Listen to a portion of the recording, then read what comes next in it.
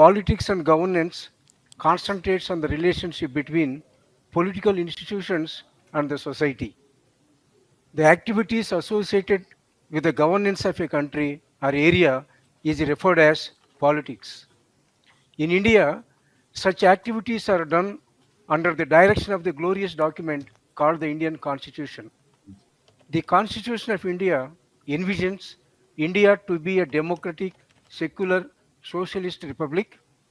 The Constitution lays down the laws of the land, provides the framework for administration of governance, and also gives direction to policies to be undertaken by the governments both at the central and state level.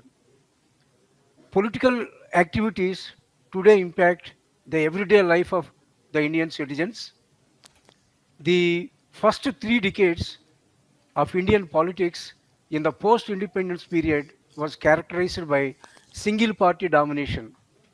In the late 1960s, signs of smaller regional parties challenging this domination was also visible. The first coalition government was formed at the center in 1977.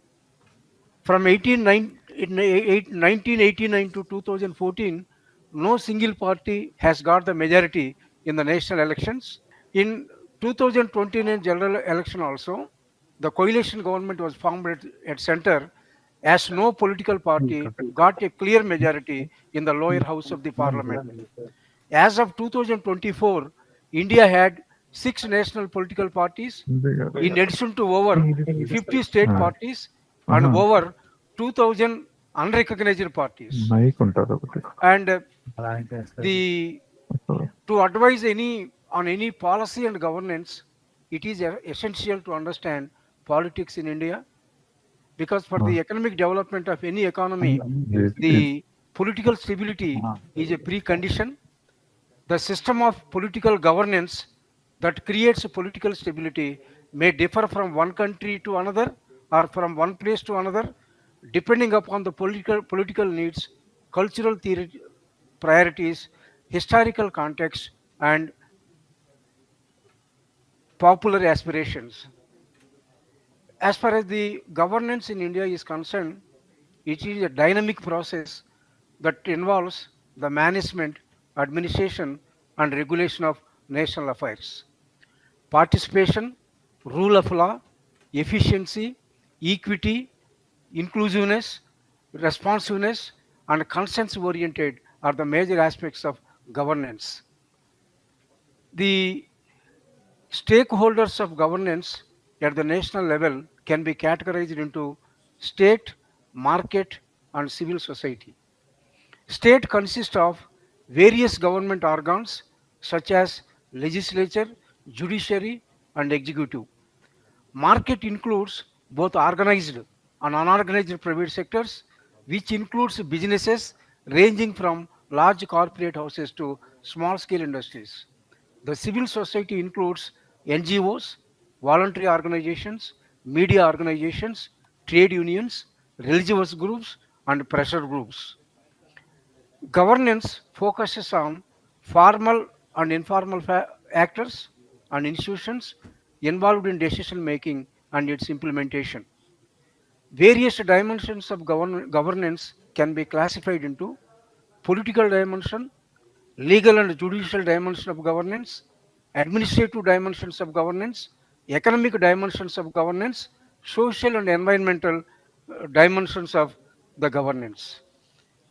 To address the the political governance concerns, the Indian government has implemented a variety of good governance projects such as 73rd and 74th constitutional amendment to decentralize the people's participation, and government has brought right to information act and e-governance and use of ICT tools, and government also has come up with aspirational district program to eliminate the regional disparities, and various development programs have been implemented by the government for the benefit of marginalized sections of the people. And central public grievance redress and monitoring system has also been taken up by the government. The Sevotam model of service delivery is also one of the important initiative that was taken up by government of India to address the governance Mm. concerns. And the government of India invested heavily on social infrastructure. As a result, more employment opportunities have been created and it has improved the ease of life and equitable access to infrastructure for all, making growth more inclusive. One more important initiative that was taken up by government of India to address the governance concerns is Fiscal Responsibility and Budget Management Act. The Fiscal Responsibility and Budget Management Act has been came into the act came into existence to actually this act clearly reflects the fiscal disciplines of both the center and state and the redress of citizens' grievances, that is Lokpal and Lokayukta also has been uh, taken up by the government. However, because of several barriers to good governance, effective implementation of principles and practice of good governance were affected.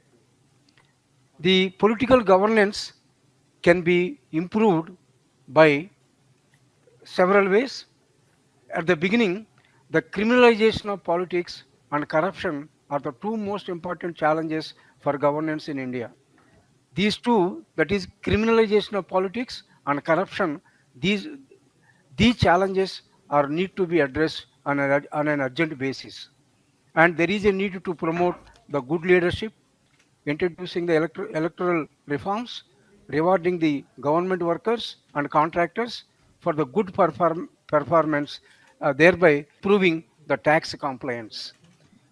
I conclude my presentation by highlighting the need for more excellent uniformity in the appointment, retention, and removal of different regulatory authorities. As per the recommendation of Administrative Reforms Commission, there should be a clear statement of values and ethical standards that a civil servant must imbibe. The institutional arrangement like blowing should be put in place to curb the corrupt practices.